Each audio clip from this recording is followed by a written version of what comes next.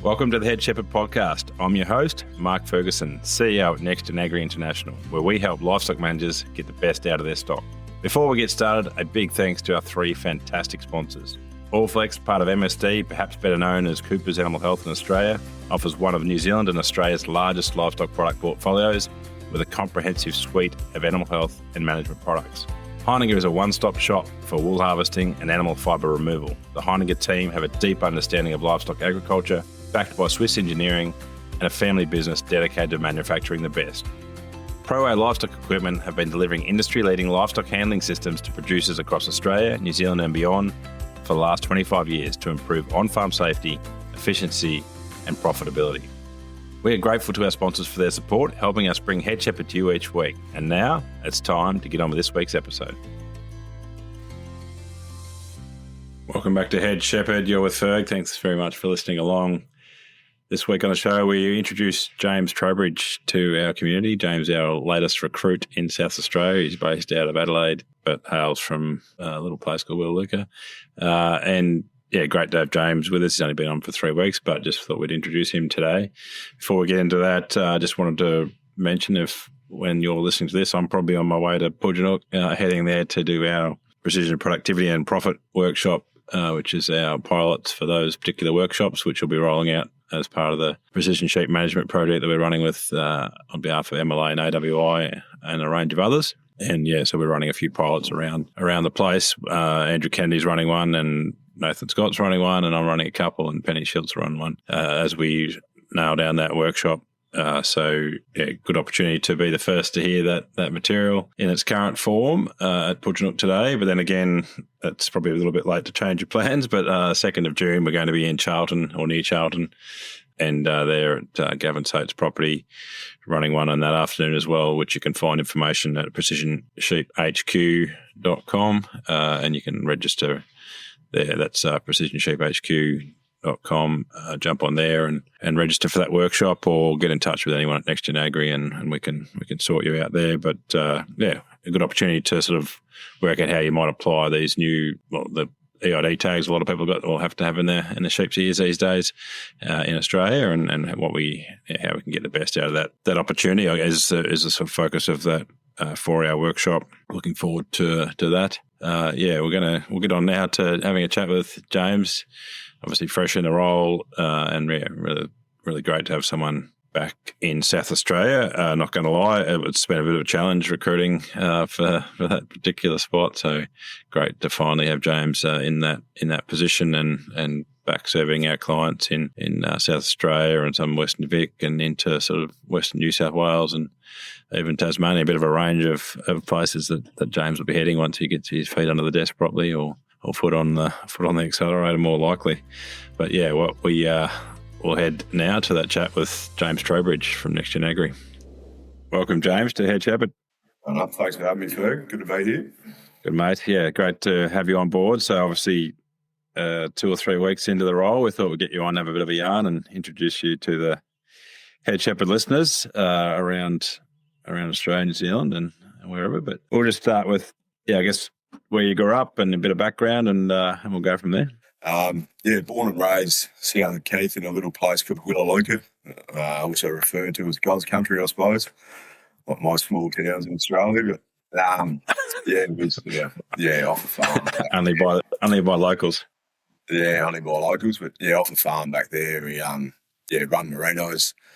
Got some irrigated lucerne as well, and my family owned and operated an artificial breeding business as well. So that was sort of my childhood. Sort of split between, I suppose, working on the farm and being involved in the artificial breeding business. So went away to school went up to school in Adelaide, and sort of following that, sort of working on farms, and ended up going to Marcus Oldham over in Geelong and had a few years over there. Sort of following that, I started in the farm business management course and swapped into agribusiness for the final year, and then sort of following that, worked on farms. Was lucky enough to do a year with John O'Hicks at Hamilton, one of neXtgen's clients. So that was a good learning experience sort of in the stud game. I sort of hadn't had too much exposure in a practical sense. So had a year with Jono there at Kaniva, worked in the agribusiness space for a year after that, actually doing some agribusiness recruiting, which was different. But yeah, I learned a few good skills there, and yeah, had a few years at home after that. And then yeah, the opportunity with neXtgen popped up, and so yeah, started with neXtgen sort of 3 weeks ago. So yeah, it's pretty fresh here, but yeah, going well. So been around a bit, had a few jobs and whatnot, but yeah, looking forward to the next little chapter. Yeah, for sure. And I guess the name Brecon Breeders or Margie and Bill Trowbridge is is pretty well known across lots of Australia. Yeah, I think mum and whatnot be responsible for a fair for the progeny getting around these days, and and some of the lineage, I suppose, is probably closing in on 40 odd years, I think. So yeah, bit of a stalwart. Yeah, exactly.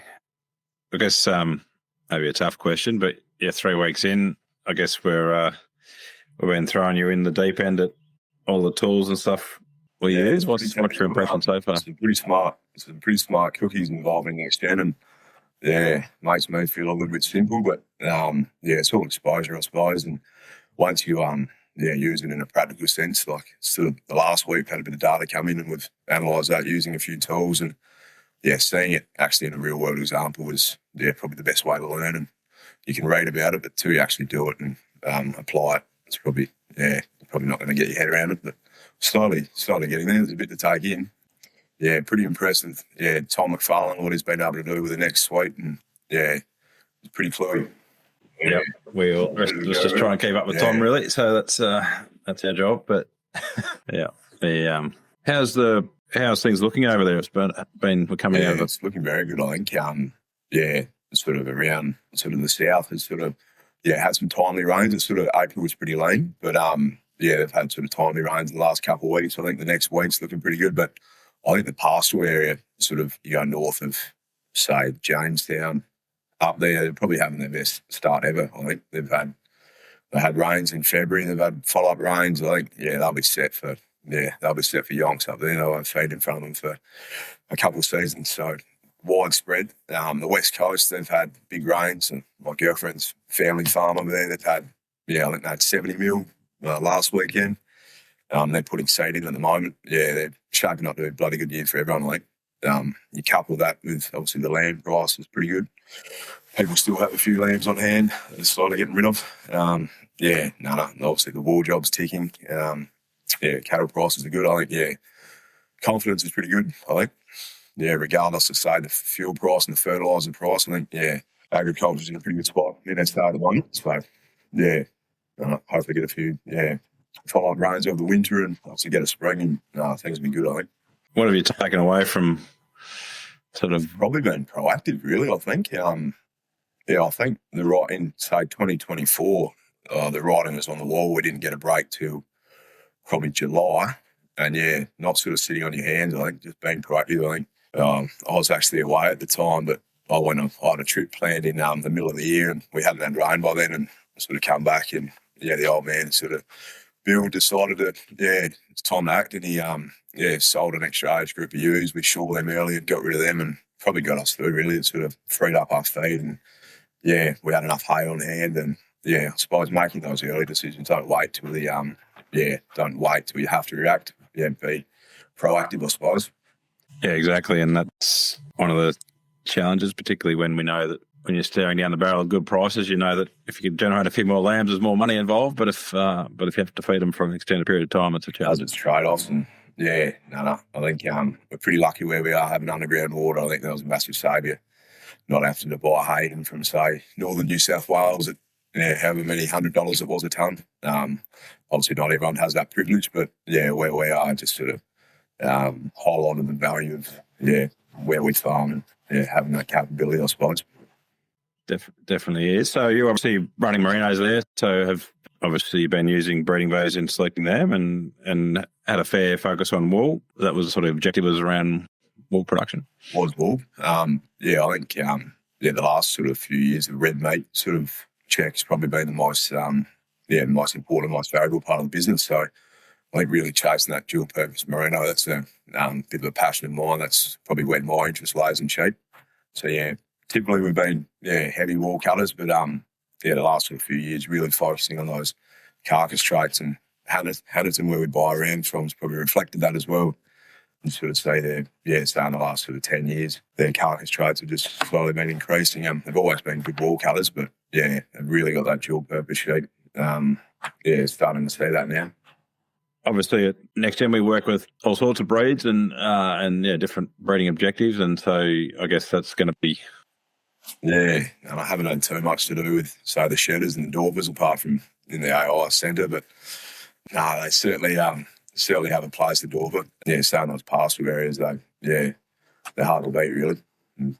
What are you seeing is, I guess if you've been in the industry for a few years, you've got a lot more upside in terms of years in front of you than blokes like me, but what are you seeing as the big opportunities out there in terms of, is it technology, is it... I believe so. I think just, obviously the measurements and the sort of, the information behind decisions. I think more and more people will probably cling on to that, I suppose.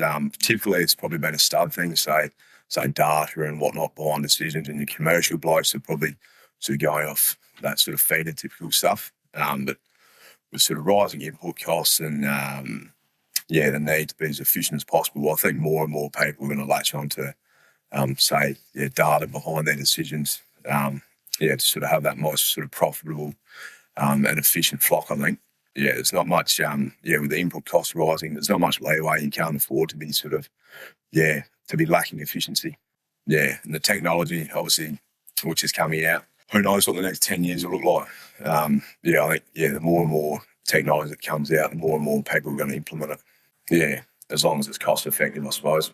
I think we're kind of seeing an example of that in the moment in the beef industry, where like products like halter or, I guess, virtual fencing and the collars have we're kind of, 10 years ago, we're kind of on the drawing board, I suppose. 5 years ago, we're probably starting to be seen around a few animals on dairies and stuff, and now it's just exploding across the beef game, and just the stories we're hearing of what that means for management and production and efficiency, and obviously it would be great to have equivalent in sheep, but we'll have various things like that come to the industries that just all of a sudden shift the role for us. There's a big recruiting drive in Australia just recently, and I think they're looking for someone with SA. There was pretty significant fires around the Fluoro Peninsula, and that's real steep, sort of hard to get to a country at the best of times. Obviously, fencing infrastructure's been destroyed, and you pity the poor man that'd have to fence it again. You'd be going up and down, and it'd be a perfect opportunity for halter in there. It'd be a no-brainer, I think. Getting to those, increasing your grazing area and your overall efficiency. And we're seeing lots of positives and things like, because the calves can graze ahead of the cows because you can hold the cows behind the wire and the calves go into the better tucker, and there's whole sort of talking big numbers in weaning weight, and and I guess never say never, I suppose. On sheep, there'll be someone smarter than me that'll come up with some way to do similar in sheep, and that'll it opens up that opportunity to take reduced labour while increasing efficiency, which is always a dream. I think a cool piece of sort of technology I've probably been exposed to since neXtgen is the swab technology. I think that's going to play a pretty crucial role. I didn't know too much about that before starting, but being able to breed an animal that's the ability to be sort of resistant or fight off worms is going to be crucial moving forward. I think these dredges are probably losing their punch.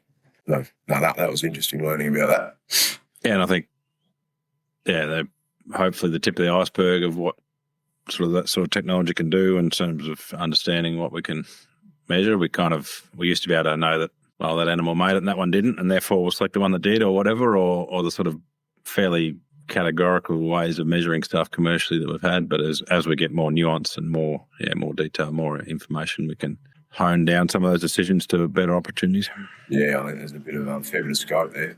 We're about to run a couple of EID workshops around the place, or I guess precision sheep management, not necessarily EID, but sort of generally hinging off EID. What are you seeing? Did you have much exposure to that on commercially, or do you see that sort of having a role? You already talked about data being part of commercial farms, but where do you see that sort of stuff going? EID. Well, obviously they made mandatory in SA as of last year, so I think every commercial sheep from 2025 on was going to have one in its ears, so you might as well utilise it. And I can see commercial blokes bringing in or capturing data now that actually got the ELD itself, and it's not too hard to get a sort of stick radar and a true test, whatever, and take a bit of data. So I think the commercial space you will see a bit more. Obviously the use of ELDs, but also data. I guess that's where we got to lean on aforementioned Tom McFarlane to help us make good decisions by bringing that data together with. I guess it's easy to collect computer files of data, but it's kind of turning that into actionable decisions that is the real opportunity, and that's where things like NextGen that he's built will be pretty cool. There's obviously a use for that in the commercial space. I think it's something to start people that are going to utilise it. Yeah. Thanks, James. Thanks for having a yarn today. Great to introduce you to our audience, and looking forward to working with you, obviously. And we're going to start that in a couple of days when I hit. We'll be at Hannington together in a couple of days' time, which looking forward to. But great to have you on board, and really looking forward to the next few years. Yeah, beautiful. Thank you, Ferg. Good to be here. You dragged me out of bed on a Sunday morning, but very good to be here. And obviously looking forward to the next week getting on farm back to the old stomping ground, and looking to continue to learn, and it's all going well so far. So thank you. Cheers, mate. Thanks. Thanks for listening, and thanks again to our 3 fantastic sponsors. Heinegger, who are proud world leaders in the manufacturing and supply of professional sheep shearing and clipping equipment. Allflex Livestock Intelligence, part of MSD Animal Health, offer extensive livestock product portfolio focused on animal health management, all backed up by exceptional service. ProWay Livestock Equipment offer turnkey solutions from design through to professional installation, and specialise in facilities that are tailored to your specific operation for all livestock species. We thank these 3 great companies for their ongoing support of the Head Shepherd podcast.